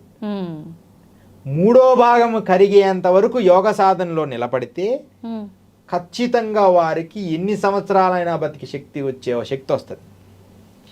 కానీ వాళ్ళకి ఆ శక్తి వచ్చినప్పటికీ దేహాన్ని వదిలిపెట్టి కొత్త విషయాలు తెలుసుకునే విషయాలు కూడా తెలుస్తాయి కాబట్టి దేహం వదిలేస్తారు. అంటే నెక్స్ట్ జనరేషన్ లో నేను పుట్టి ఈ పని చెయ్యాలి కదా అని తెలుసుకొని దేహం వదిలేస్తారు తెలిసి. అలా చాలా మంది గురువులు చేస్తున్నారు. కానీ కొంతమంది ఈ సాంప్రదాయంలో నాగులు, అఘోరాలు ఆ స్థాయి వెళ్ళి కేచరిని సాధించి, వజ్రేలిలో సాధించి, కుండలిని జాగృతపరిచి అమృతధారని పొందితే, ఆ సుధాధారణ పొందితే ఇక వారు నెక్స్ట్ జన్మల పరంపరలను కూడా క్షణములో కాల్చేస్తారు. దాన్నే తారము అంటారు. అందుకని కాశీలో మరణిస్తే తారం అంటే కాశీలో మరణిస్తే మోక్షం అని ఎందుకంటారంటే ఇన్ని పాపాలన్నీ చేసి అక్కడే చావాలనుకుంటారు. ఎన్ని పాపాలు చేసినా కాశీలో మరణిస్తే అంటారు కదా. ఎందుకంటే కాశీలో 40 సెకండ్ల నుంచి 1 minute అమ్మా కంప్లీట్ గా జన్మల్లో చేసిన కర్మలన్నీ ఆ 40 నిమిషాల్లో, ఆ 1 day 2 days లోనే కర్మ పోగొడతాడు ఈశ్వరుడు మరణించే ముందు. అంటే అన్ని మనకు రిపీట్ అవుతాయి. మన CD రిపీట్ గాను ఓన్లీ 1 hour లోనే. అది ఒక నియమం పెట్టారు. అందుకనే అందరూ ఇక ఆ ప్లేస్కి వెళ్తారు. అందుకని అది ఒక అద్భుతమైన చట్టం. అందుకని కాశీ ఆనందానికే కాదు, కర్మలను దగ్ధం చేసేది కొంచెం కఠినమైనది కూడా కాశీ. చెప్పడానికి సులభంగా ఉన్న ప్రేమతత్వం ఉంటది, కఠినత్వము కూడా ఉంది. నీ కర్మను దగ్ధం చేస్తాడు ఈశ్వరుడు. అందుకనే శవాలు కాలుస్తూ ఉంటారు. ఆ కాల్చేటప్పుడు దాని ఎదురుగు చూసుకొని తపస్సు చేస్తూ ఉంటారు. వాళ్ళల్లో మంచి సోల్స్, యవ్వనంగా ఉన్న వాటిని అఘోరాలు వాడతారు. యవ్వనంగా ఉండి మంచిగా అనుకోకుండా పోయారంటే వాళ్ళల్లో ఉన్న దివ్య శక్తిని లోకహితం వాడడానికి వాటిలలో కొన్ని తంత్ర ప్రయోగాలు చేస్తారు. ఏది ఏమైనప్పటికీ లోకహితము చేయడం అనేది శ్రేయస్కరం. ఎక్కువ వాళ్ళు లోకహితానికే వాడతారు. లోకహితం చేయలేదనుకో వాడి కర్మను వాడు బాధ్యుడు అవుతాడు. ఇదే అనమాట అఘోరాలలో ఉన్న రహస్యం. ఓకే. అయితే స్వామీజీ, ఇప్పుడు మీరు అన్నారు వాళ్ళు లోకహితం కోసం చనిపోయిన శవాలను తీసుకెళ్ళిపోయి వాళ్ళు చేస్తూ ఉంటారు దానికి సంబంధించిన కార్యక్రమాలు. ఆ ప్రాసెస్ జరిగేటప్పుడు వాళ్ళు ఆ మాంసాన్ని కూడా తింటారు అని చెప్పి వింటాం. అది ఎంతవరకు నిజం? 100% అబద్ధం. అబద్ధం. 100% అబద్ధం. ఓకే. ఇది క్రియేట్ చేశారు. కానీ వాళ్ళకి బ్రహ్మ పదార్థం అయింది. ఇప్పుడు కోడి చనిపోయింది, కుక్క చనిపోయింది, చనిపోయిన తర్వాత అది స్కెల్టనే కదా. మనం సంఘంలో ఉన్నాం కాబట్టి అలా అనుకుంటున్నాం, స్కెల్టన్ అయిపోయింది కదా. కానీ నాదులు అని ఒక యోగంలో నాగసాధువుల్లో ఒక మంచి పరిమితి చెందిన వాళ్ళు ఏం చేస్తారంటే కొన్ని భాగాలు, శేష భాగములు, ఉదాహరణకు ఒక చిన్న కథ చెప్తా. భారతంలో, భారతం మనకు తెలుసు కదా, పంచపాండవులు. పంచపాండవులు తెలుసు. పంచపాండవుల తండ్రి పాండురాజు, ఇద్దరు అన్నదమ్ములు అనమాట. ధృతరాష్ట్రుడు, పాండురాజు. ధృతరాష్ట్రుడు గుడ్డివాడు, పాండురాజు ఏమో మంచిగా ఉన్నాడు. ఈ పాండురాజు చనిపోయాడు. చనిపోయినప్పుడు కుమారులను పిలిచి నేను చనిపోగానే నా దేహాన్ని తినేయండి అంటాడు. ఎందుకని? ఎందుకంటే సమస్త యోగములతో నిండిపోయిన ఈ దేహం మంత్ర యంత్ర తంత్ర సాధనలతో ఈ రోమము సాధన చేస్తూనే ఉంటుంది. మేము మంచి చేయని చెడు చేయని ఉదయం సాయంత్రం మాత్రం ఈశ్వరుడి ప్రణితాపమై బతుకుద్ది ఈ దేహం. ఎంత నటనలు ఈ భౌతిక జగత్తులోకి మా గురువుల సంకల్పం వల్ల రావడమే, లేకపోతే మాకి అవలి చెప్పడమే ఇన్ని సంవత్సరాలు ఉండాలి, లేకపోతే మేము అంత ఇష్టపడం. కానీ కర్మలు ఉంటాయి కదా, అయినా సరే యోగముతో పునీతమైతుంది ఈ దేహం. మనం ప్రేమైన ఈశ్వరుడే, ద్వేషమైన ఈశ్వరుడే, ఉదయం అంతా ఈశ్వరుడికి ఆ విభూతి వేసుకొని దండం పెట్టుకోవాలి, ఈశ్వరుడే శరణాగతి, ఈశ్వరుడే లోకము అని బ్రతికి ఈ దేహమంతా హనుమంతుడు రోమము కింద దైవశక్తిని ఎలా రామనామాన్ని లిఖించాడో మేము మా దేహమంతా మంత్ర సాధనలతో లిఖిస్తాం. ఓం నమః శివాయ, ఓం ఓం ఓం ఐం హ్రీం శ్రీం ఐం క్లీం సౌ నమో భగవతి, ఓం శ్రీం హ్రీం క్లీం క్లీం శ్రీం సం ఐం క్లీం సౌ సౌ క్లీం, ఇట్లా రకరకాల మంత్ర సాధనలని వాటిని పూర్తిగా చెప్పకూడదు సభాముఖంగా, అందుకని చెప్పడం లేదు. కానీ అలా మంత్ర సాధనలో చేసి చేసి చేసి అష్టాక్షరి, పంచాక్షరి, శతాక్షరి, పంచదశి ఇలా మంత్ర సాధనలు చేసి చేసి చేసి దేహం పునీతమైంది. ఆ దేహాన్ని స్పర్శించడం కూడా పుణ్యమే. అంటే అనుమతి లేకుండా తగలకూడదు. వారి దేహాన్ని స్పర్శించడం కూడా ఒక యోగం. అలాంటి స్థాయికి ఈ దేహం వెళ్ళిపోయి ఉంటుంది. అందుకని ఎదుటి వాళ్ళకి పుణ్యం వస్తుంది. అలాంటప్పుడు ఈ దేహాన్ని తినేయమని చెప్తాడు. అంటే ఆయన శక్తి ఉంటుంది కదా, ఆ శక్తి అంతా పిల్లలకు వచ్చేస్తుంది. అలాంటి తినేయమన్నప్పుడు సడన్గా తినేటప్పుడు కృష్ణుడు వచ్చి ఆపేస్తాడు. ఇలా 5 మందిని తినొద్దు మీరు, ఈయన తిన్నారనుకో వీళ్ళందరికీ భూత భవిష్యత్తు వర్తమానాలు తెలిసిపోతాయి, అంత పవర్స్ వస్తాయి. అలాగని నరమాంసం తినమని కాదు, గురువులు ప్రత్యేకమైన శిష్యుడికి చెప్తారు ఆ రహస్యం. ఇప్పుడు అఘోర సాంప్రదాయం ఉంది కదా, అఘోర సాంప్రదాయంలో చివరి పీఠాధిపతిని పిలిచి గురువు గారి చిటికనేలను మాత్రం ఇచ్చేస్తారు వాళ్ళకి తినేమని. ఇది సీక్రెట్, ఎప్పుడు చెప్పని ఈ రహస్యాన్ని మీరు వినండి. ఏ అఘోరులు ఇంత లోతుగా చెప్పుండరు. గురువులు అంటే చివరి ఆ పీఠాధిపతికి ఇస్తారు, అందరిని తినండి అని మాంసం తిననియరు. అది కూడా ఒక ప్రత్యేకమైన పూజ చేసి ఒక పాత్ర చేసి గురువు చిటికనేలు భాగాన్ని తీసి దాన్ని ఒక పదార్థంగా చేసి ఇస్తారు శిష్యుడికి. ఎందుకంటే నా తదనంతరము నీవే అధిరోహించు ఈ పీఠాన్ని అని దాన్ని స్వీకరిస్తాడు. మన భారతంలో ఉంది కదా, ఆ లోపల బొటినేలు కొరికాడు, ఎమ్మడే భూత భవిష్యత్ వర్తమానాలు తెలిసిపోయినాయి సహదేవుడికి. తెలిసిపోగానే కృష్ణుడు ఎవరికైనా చెప్పావా నువ్వు తప్పాగా అన్నాడు. అంత పవర్ ఉంటుంది ఈ గురువులది. అలా గురువుతో అంత సమర్పణా భావం ఉన్నప్పుడు ఇంకెన్ని పవర్స్ వస్తుంటాయి. అలా గురువు వాడి ప్రథమ శిష్యుడికి మాత్రమే ఈ విద్యలన్నీ మనకు అందిస్తాడు తప్ప ఎవరికి పడితే వాడికి అందించడు తినమని. అసలు నరమాంసం తినేది లేనే లేదు. కానీ దేహం వదిలిన తర్వాత కోడైనా ఈ మధ్య చూడు కోళ్ళు తీయడము, మనిషి మాంసం తీసి చూపించడం అబద్ధం. అఘోరాలు, నిజమైన అఘోరాలు వాళ్ళు చేయరు. డబ్బు కోసము ఇలా షూటింగ్లు అలా చేస్తుంటారు వాళ్ళు. అంటే అవి చేయడము కాశీలో కొంతమంది అట్లా చేపిస్తుంటారు. అలా చేయకూడదమ్మా. సాంప్రదాయబద్ధంగా శేషభాగములని ఇప్పుడు చెప్పాను కదా, శేషభాగములని ఏదో భాగములో విద్య నేర్పినప్పుడు, మంత్రశాస్త్రము నేర్పినప్పుడు ఒక భాగంలో చేస్తారేమో కానీ అలా ఎప్పుడు తినరు. అదే అనమాట అఘోర. అలా కూడా తర్వాత ఇంకొకటి కూడా ఇస్తారు, ఇది కూడా మీకు తెలియాలి. అఘోరం గురించి పూర్తిగా తెలియాలి మీకు, అందుకని కపాలము, చివరి కపాలం తర్వాత కొంతమందిని గురువు దేహం అయిన తర్వాత వారి కపాలం కూడా శిష్యుడికి ఇచ్చేస్తారు. అలా 4 తరాల నుంచి అలా 4 తరాల నుంచి 5 తరాల నుంచి వచ్చిన కపాలాలు వాళ్ళ పూజా మందిరంలో పెట్టుకుంటారు. గురువులై మాత్రమే. తన గురువు నా పరంపర నా స్కెల్టెన్ వాళ్ళకి ఇచ్చేస్తాడు, మిగతాదంతా కాల్ చేస్తారు, నదిలో పడేస్తారు. స్కెల్టెన్ కాలినాక దాని వరకు తీసేస్తారు, మిగతాదంతా అట్లా అనమాట. ఇది అఘోర సాంప్రదాయంలో సీక్రెట్స్ అన్నమాట. అదే అందరు తింటారు, అందరు మాంసం తింటారు అంటే అది అబద్ధం. అది ఆల్కహాల్ అయితే ఉంది. అఘోరులకి ఆల్కహాయిల్ అనేది, ఎందుకంటే కాలభైరవుడికి ఇష్టం కదా. ఇప్పుడు మనం ఉజ్జయిని మీరు వెళ్ళండి, సీసాలు కాలభైరవుడు నోట్లో పోస్తారు. అలాగని ఇది సభాముఖంగా అందరూ మీరు చేయండి అని అలా అనకూడదు. వారి లక్షణాలు. భైరవోపాసన చేసేవాడు తీర్థమలాగైనా తీసుకోవాలి. ఓకే. కాలభైరవుడికి మరి ఉజ్జయిని వెళ్ళినప్పుడు చూడండి, కాలభైరవుడికి లోపల పోస్తారు, సగభాగం తీస్తారు, దాన్ని ప్రజలకు ఇస్తారు, వాళ్ళు తలా కొంచెం తీర్థం వేసుకుంటారు. ఇప్పుడు తారా ఉపాసన ఉంది, ఇంక కొన్ని విషయాలు ఉన్నాయి. నేను ఇప్పుడు మాంక్స్ ఉంటారు, బౌద్ధ మతానికి సంబంధించిన వాళ్ళు, వాళ్ళ గురించి వీళ్ళని చెప్పను కానీ వాళ్ళు కూడా తారా ఉపాసన చేస్తారు. ఖచ్చితంగా ఒక చిన్న ఎడమ చేతిలో ఒక చుక్కేస్తారు, అది తీసుకుంటారు. అదొక సాంప్రదాయం అంతే. ఆ పర్మిషన్ ఉంది, అఘోరులకు ఉంది. ఇప్పుడు గంజాయి కూడా తీసుకుంటూ ఉంటారు అఘోరాలు, ఎప్పుడు ఆ మత్తులో తూగుతుంటారు అని చెప్తుంటారు. మత్తులో తూగడం వాళ్ళ ఉద్దేశం కాదు. గంజాయి స్వీకరిస్తారు కానీ శుద్ధము చేసి రోజుకు పూజకు ముందు అది చేస్తే అది కూర్చుంటే ఏ థాట్ రిలీజ్ చేస్తాడో అదే థాట్లో బ్రెయిన్ ఆగిపోయి ఉంటుంది. ఇప్పుడు ఓం నమ శివాయ ఆ గంజాయి తీసుకొని నమ శివాయ దానికి అలవాటు చేసామనుకో, ఇంకా వాళ్ళ థాట్ వేరే దానికి పోదని గంజాయి స్వీకరిస్తారు. బట్ అదని కాదు, ఈశ్వరుడు కూడా స్వీకరించాడని, ఈ గంజాయి వల్ల కొంత మేలు జరుగుద్ది అని, ఇంద్రియాలు కంట్రోల్కి వస్తాయమ్మా. అసలు సీక్రెట్ ఏంటంటే గంజాయి తీసుకోవడం వల్ల కోరికలు తగ్గుతాయి. ఓకే. కోరికలకు పనికి రాకుండా పోతాడనమాట. అందుకని గంజాయి స్వీకరిస్తారు.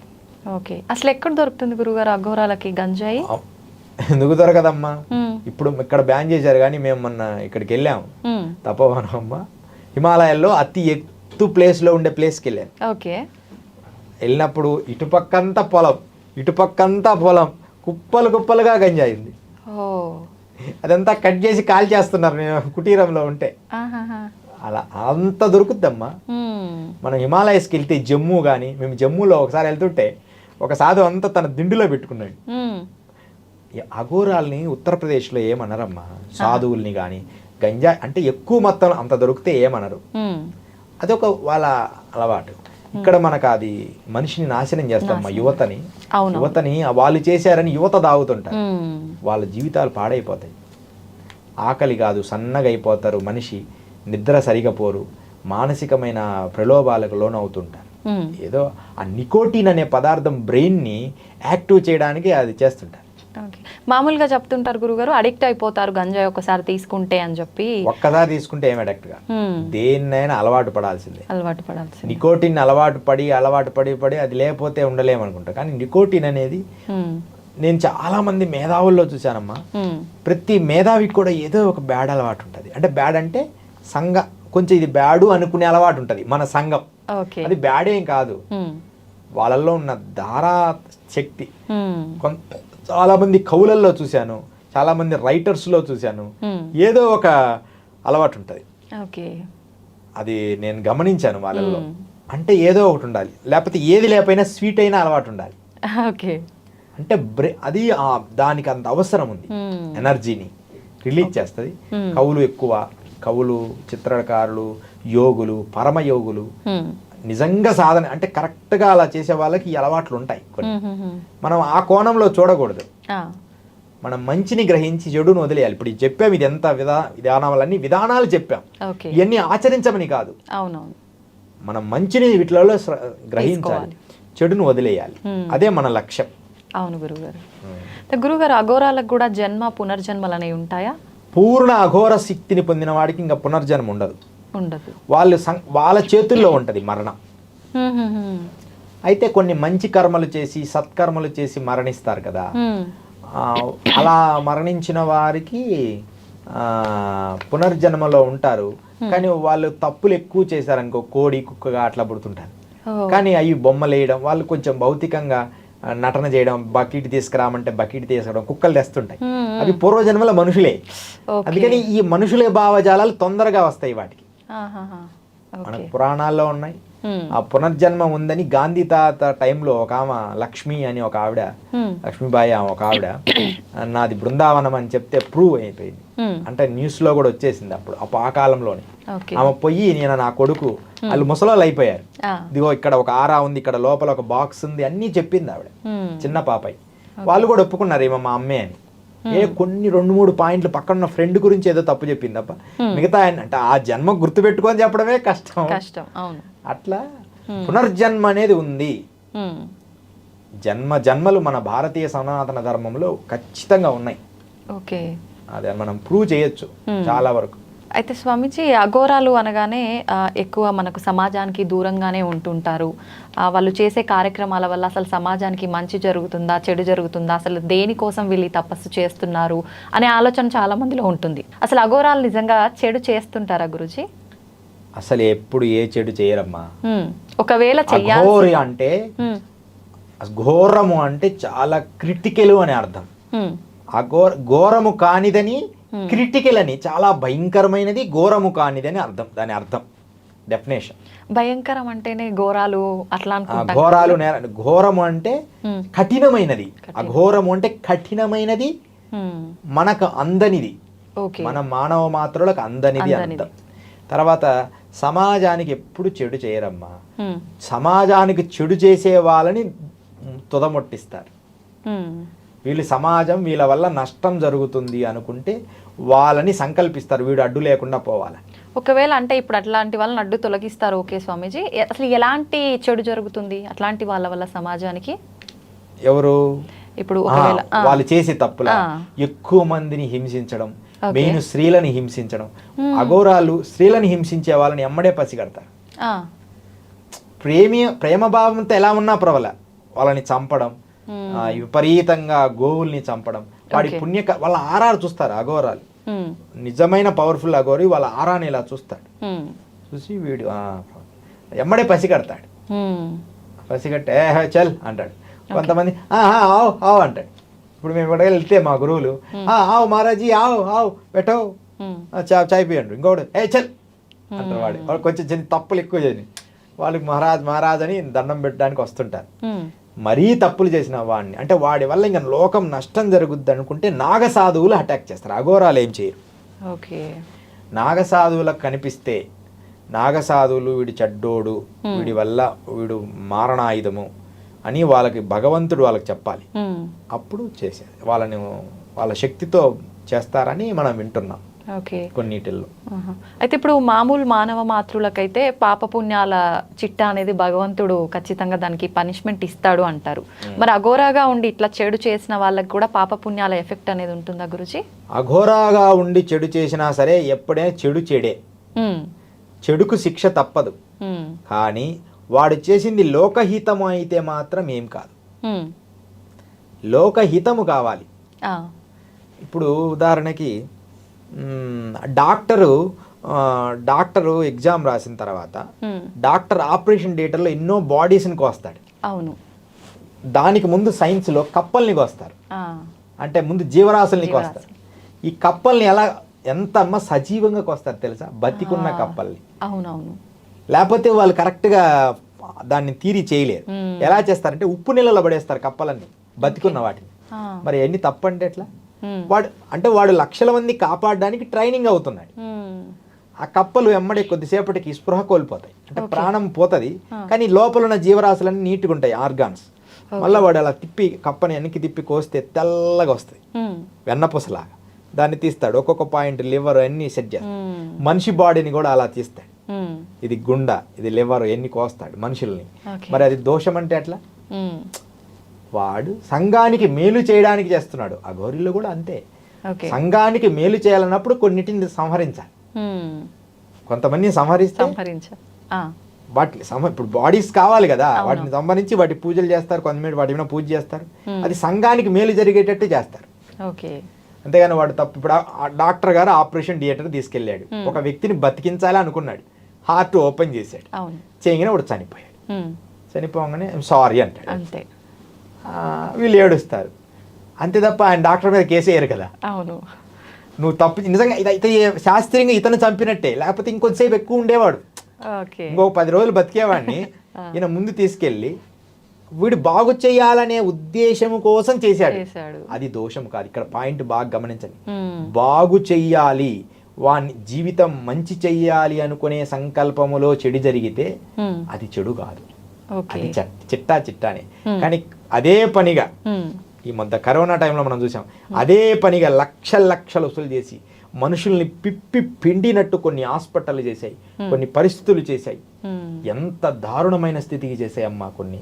అవునవును, పాపం ప్రజలు నాకు తెలిసి బీద వాళ్ళు బంకులు పెట్టుకుని అమ్ముకొని లక్షలు 10 లక్షలు వాళ్ళ జీవితం అంతా కష్టపడి ఒక 15 లక్షలు సంపాదించుకొని ఉంటారు, ఏది బజ్జీలు బోండాలు అమ్ముకొని.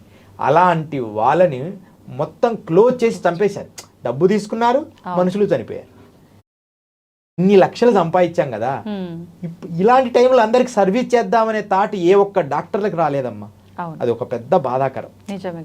అంటే ఇన్ని లక్షలు ఎప్పుడు సంపాదించుకుంటావుగా బతికున్నాళ్ళు, ఇలాంటి ఒక ప్రమాదం వచ్చినప్పుడు మనకు చేతనైనంత వాళ్ళని పూర్తిగా చేయమనలే, ఒక 50% అయినా చేసింటే బతకపోయినా పర్వాలేదు. కానీ మన ప్రయత్నం భారతీయ డాక్టర్లు, ప్రపంచ దేశాల భారతీయ డాక్టర్లు మంచి వాళ్ళే అనే ఒక బిరుదు వచ్చింది, మానవత్వం మిగిలే ఉంది వినేది. కానీ నిజంగా మానవత్వం మిగలకుండా చేశారమ్మా, అది బాధాకరం.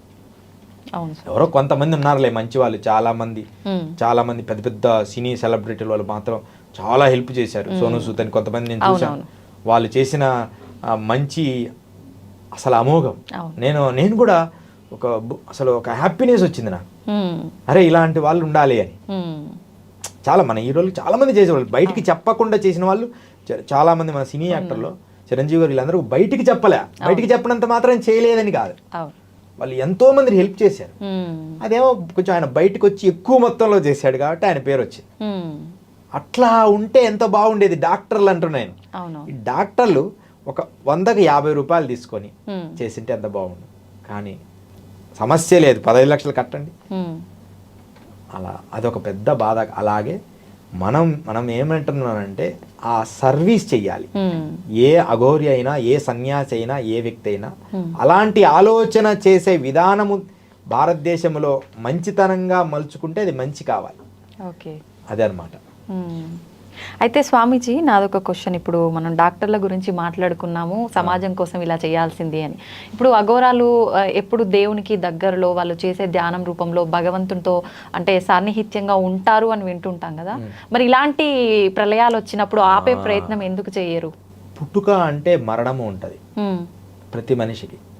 ఇప్పుడు ఉదాహరణకి ఒక చెట్టు కాయ వచ్చింది, పువ్వు వచ్చింది, పుష్పం తర్వాత బ్లూమ్, పుష్పం వికసించిన కాయ అవుతుంది, కాయ అయిన తర్వాత అది పండుద్ది, తర్వాత రాలిపోతుంది. నేచర్లో కూడా ఈ నేచర్ కూడా ఒక్కొక్క స్థాయి పెరిగిన తర్వాత ఎకనామిక్స్లో ఒక సూత్రం ఉంటుంది, పెరుగుట విరుగుట కొరకే అని. నువ్వు ఒకనొక స్థాయిలో, తీవ్ర స్థాయిలో ఏ అడ్మినిస్ట్రేషన్ అయినా సరే ఒక పీక్ లెవెల్కి వెళ్తుందంటే పడిపోతుంది. దాన్ని బ్యాలెన్స్ చేసుకొని ఆపుకోవడం మంచిది. ఈ మనుషులు ఎట్లుంటారంటే అమ్మా, మనుషులే కాదు మనుషుల బుద్ధే కదా, ఒకటి వచ్చిందంటే పీక్ లెవెల్కి వెళ్ళిపోతారు. ఇప్పుడు సాఫ్ట్వేర్ పీక్ లెవెల్కి వెళ్ళిపోయింది, ఇప్పుడు పడిపోతుంది, మళ్ళీ కొత్తది తయారవుతుంది, అంటే కొత్త సిస్టమ్. ఇప్పుడు ఈరోజు చెప్తున్నామ్మా, ఒక 4-5 ఇయర్స్ తర్వాత రోబో సిస్టమ్ కంప్లీట్గా భారతదేశాన్ని వెళ్తుంది. ఓన్లీ 5 ఇయర్స్లో. ఈ 5 ఇయర్స్లో ఎంత ఇప్పుడే చెప్పాను కదా, అంటే రోబో సిస్టమే కంప్లీట్గా. ఇప్పుడు ఈ కెమెరా ఆన్ చేయాలి, ఒక రోబోని అక్కడ పెట్టేస్తారు, ఇక మనిషి అవసరం లేదు. అప్పుడు చాలా ఇబ్బందులు వస్తాయేమో కొత్తది మళ్ళీ దానికి సంబంధించి. ఇప్పుడు ఆ రోబోలు కూడా బ్యాటరీలు పెట్టాలి, ఆ రోబోలు కూడా బిగియాలి కదా మనుషులు, అంటే వేరే సిస్టమ్ తయారవుతుంది. దానికి సంబంధించిన మనుషులు ఇంకొక రకంగా ట్యూన్ చేసుకుంటారు, అంతే తప్ప మనుషుల్లో ఉన్న శ్రమని పని ఒత్తిడి తగ్గుతుంది, పిండి కలపడానికి అన్నిటికీ రోబోనే. రోబోలు ప్రత్యేకంగా స్కూల్లో టీచింగ్ రోబోనే, ఇంకా అది తప్పు చెప్పదు, ఆ టీచింగ్ స్లోగా చెప్పుకుంటూ వెళ్ళిపోతుంది, అది ఇంకా దాంట్లో డిజైన్ అయిపోయి ఉంటుంది. ఇక టీచర్ ఓన్లీ గైడ్ చేస్తారు అంతే. ఇలాంటి టెక్నాలజీ అనేది ప్రతి 10 సంవత్సరాలకు ఒకసారి ఈ ప్రకృతి మారుతూ ఉంటుంది. అలాంటి మారుతున్న క్రమములో కొన్ని మంచి కొన్ని చెడు అనేది సహజంగా జరుగుతాయి. ఇప్పుడు అణుబాంబులు మనకు అవసరం లేదు, లేదు, అయినా వాటిని సృష్టించారు. అవును. కానీ యాక్చువల్లీ అణుబాంబులు మనకు అవసరమే లేదు. కానీ ఒక్కొక్కసారి ఉల్కలని ఆకాశం నుంచి ఉల్కలు భూమి మీద పడే ప్రమాదాలు ఉన్నాయి. ఓకే. ఆ ఉల్కలను పేల్చాలంటే ఇలాంటి అణుబాంబునే మనం రాకెట్ ద్వారా ఆ ఉల్కలను పేల్చాలి. అది చిన్న చిన్న ముక్కలు అయిపోతే అంత ప్రమాదం ఉండదు కదా. ఒక పెద్ద బిల్డింగ్ల, ఒక 100 బిల్డింగ్ల అంత ఉల్కా భూమి మీదకి వస్తుంది. ఆ ఉల్కాను మనం బ్లాస్ట్ చేయాలి. ఓకే. అది అణుబాంబును ప్రయోగిస్తే అది బ్లాస్ట్ అవుతుంది. అది సముద్రంలో పడేటట్టు అలా ముక్కలు అయిపోతే, ఇప్పుడు ఇంత ముక్క అయితే ప్రమాదం ఉండదు కదా. అవునవును. అలా మంచి కోసం వాడంట్రా అని ఆ జ్ఞానం ఇస్తే అది చెడు కోసం వాడతామనుకుంటారు సమాజం. అలా చెడుకు దూరం ఏదైనా వస్తువు, కత్తి ఉంది, కూరగాయలు కట్ చేసుకోవచ్చు, మనుషుల్ని చంపచ్చు. అంతే. నువ్వు కూరగాయలు కట్ చేసుకో, కాదు మనుషులకి ఉపయోగిస్తా అంటాడు. అంటే దాన్ని ఎలా, అది డాక్టర్ కత్తి ఉంటుంది చేతిలో, ప్రాణాన్ని కాపాడతాడు. అవును. కూరగాయలు కట్ చేసేవాడి దగ్గర కూరగాయలు కట్ చేస్తాడు, చికెన్ కొట్టేవాడు మటన్ కట్ చేస్తాడు. కత్తి ఒకటే, దాన్ని వాడే విధానం మార్పు రావాలి. అందుకని అఘోరాల్లో కూడా ఈ త్రిశూలాలు ఉంటాయి, కత్తులు ఉంటాయి, కానీ అది అవసరమైనప్పుడు వాడతారు. ఇది తప్పు అనుకుంటే అక్కడ బాధతారు వచ్చి, మీరు ఈ పని చేయడానికి లేదంటారు. నిజంగా అవసరమైతే వాళ్ళేం వదిలిపెట్టరు. భారతదేశం అంటేనే యోగుల భూమి. అది తీవ్ర స్థాయి వచ్చినప్పుడు ఖండిస్తారు. అదనమాట. ఓకే. ఇప్పుడు అఘోరాలు అనగానే చాలా సీరియస్గా ఎప్పుడు కోపంతో ఊగిపోతుంటారని అంటుంటారు కదా స్వామీజీ. మామూలుగా అన్ని ఎమోషన్స్ ని కంట్రోల్ చేసుకుంటారు అఘోరాలు అంటారు కదా, మరి ఆ కోపాన్ని ఎందుకు కంట్రోల్? కోపం అస్సలు ఉండదు నాన్న. ఎట్లుంటదో చెప్తా. వాళ్ళకి కోపం ఉండదు, జాలి ఉండదు, కరుణ ఉండదు, ప్రేమ ఉండదు, అనురాగాలు ఉండవు, ఆప్యాయతలు ఉండవు, ఏమీ ఉండవు. ఒక స్మైల్ కూడా ఉండదు. The serious of last stage లో ఉంటారు. సీరియస్ లో అంటే గంభీరంగా, గంభీరతను మాత్రమే. చల్, అది సహజమే. ప్రేమ. ఒకసారి అఘోరాలతో నేను ట్రావెల్ చేస్తా కదా, వాళ్ళు ప్రేమ వచ్చినా నన్ను గట్టిగా గుద్దేవాళ్ళు, ఒకళ్ళ కోపం వచ్చినా ఒకే రకంగా గుద్దేవాళ్ళు. ఒకసారి నా మీద మంచిగా చేశాను, హే శబాష్ బెటా అని ఒక కోపంతోనే కొట్టినట్టు కొట్టేవాళ్ళు. నేను అంత దూరం ఈడ్చుకొని పడేవాళ్ళు. దానికి వాళ్ళు టో అనేవాళ్ళు. అంటే అట్లా ప్రేమ వాళ్ళ ఒకే కండిషన్లో ఉంటుంది. అంతే తప్ప వాళ్ళల్లో అలాంటిది ఏముండదు. మనకు భయం అనిపిస్తుంది. అంటే యాక్చువల్లీ నిజమా కాదా అని తెలుసుకొని మనం అడుగులు వేయాలి. అంతే తప్ప ఈ చాలా మంది, నాకు తెలిసిన తర్వాత కాశీలో కూడా చాలా మంది వరకు మనకు కనిపించే అఘోరాల వరకు అంతా డూప్లికేటే. అంటే ఫేక్ ఎక్కువ ఉంది. అవునవును. ఆ ఫేక్నెస్ వల్ల కొన్ని విలువలు ఇబ్బందులు అవుతున్నాయి. అంటే ఫారెన్స్ రావడం, వాళ్ళని చూడడం, ఫేక్ అనమాట. కొంత మంచోళ్ళు కూడా ఉన్నారు, అది మాకు మాత్రమే తెలుసు వీళ్ళు మంచి వాళ్ళు. అకాడా నుంచి పట్టా పొందిన వాళ్ళు, ధన వ్యామోహం లేదు, అవసరమైనంత ఆహారానికి తీసుకుంటారు, లీవింగ్ లైఫ్, మనం బతకడానికి ధనం అవసరం అనే విధానంలో ధనం అవసరం. అలా మేము గుర్తిస్తాం, కానీ సాధారణ మనుషులు గుర్తించలేరు. అందరు అఘోరాలు అనుకుంటారు. అక్కడ మనకు తరపాటు అయింది. అఘోరాన్ని మమ్మల్ని కొట్టాడండి, మా దగ్గర డబ్బులు తీసుకున్నాడండి అంటారు. అలాంటి వాళ్ళ అబద్ధం. ఓకే. అంటే గురుగారు, ఎక్కువగా సాధన చేసి ఆత్మ సాధన చేసిన వాళ్ళకి మూడో నేత్రం తెరుచుకుంటుంది, తెరవటం సాధ్యపడుతుంది అంటుంటారు. అది నిజంగా సాధ్యపడుతుంది అంటారా? సిక్స్త్ సెన్స్, మూడో నేత్రం అంటే నీ మనస్సుని సూక్ష్మము చేయడం ప్రాక్టీస్ చేస్తే, ఎప్పుడైనా ఇలా సైలెంట్ కూర్చో, కళ్ళు మూసుకొని, రూమ్లోకి ఎవరో వచ్చినట్టు నీ బాడీని టచ్ అవుతుంది. ఓకే. అంటే నువ్వు చాలా నిశ్శబ్దంగా వచ్చినా ఎవరో వచ్చినట్టే ఉన్నట్టు అనిపిస్తుంది, నిజంగా చూస్తే ఎవరో వచ్చినట్టు ఉంటుంది. సిక్స్త్ సెన్స్ అంటారు. అది ఎప్పుడు నైట్ మనకి బాగా మేలుకుంటుంది. ఎలా అంటే మనం బాగా డీప్ నిద్రపోతున్నప్పుడు, ఒక మంచి నిద్రపోతున్నప్పుడు ఎవరైనా లేచి మంచిలు తాగుతుంటే ఆటోమేటిక్గా మనకు మెలకు వస్తుంది. మెలకు వచ్చి కళ్ళు తెరిచి చూస్తాం, మళ్ళీ పడుకుంటాం. బట్ ఎమ్మడే గుర్తించి పడుకుంటాం, స్పాట్లో నిద్ర కూడా పోతాం. అంటే నువ్వు నిద్రపోయినా నీ లోపల ఉన్న థర్డ్ ఐ అనేది ఇప్పుడు మేల్కొనే ఉంటది. ఓకే. అది అప్పుడప్పుడు మేల్కొలుపుతుంటది. దాన్ని కూడా మర్చిపోయి ఎప్పుడో పడుకుంటామంట. అంతే తప్ప ఎప్పుడు మనం ఎరుకలో ఉంటాం. అది ఆ శక్తి మనం ఇప్పుడు నైట్ గ్రహిస్తాం, నైట్ శక్తిని మేల్కొల్పుకుంటాం, పగలు ఆ శక్తిని వినియోగిస్తాం. అదనమాట. అందుకని థర్డ్ ఐ అనేది ఖచ్చితంగా ఉంది. ఇది ఇక్కడ ఉంటది, లోపల ఉంటది, సుధాధార దగ్గర ఉంటది, ఈ పిట్యూటరీ గ్రంథి లోపల ఉంటది. ఆ లోపల నుంచి ఇలా చూస్తుంటది, అలా పైనుంచి అలా చూస్తూ ఇక్కడికి అలా గమనిస్తూ ఉంటుంది అనమాట.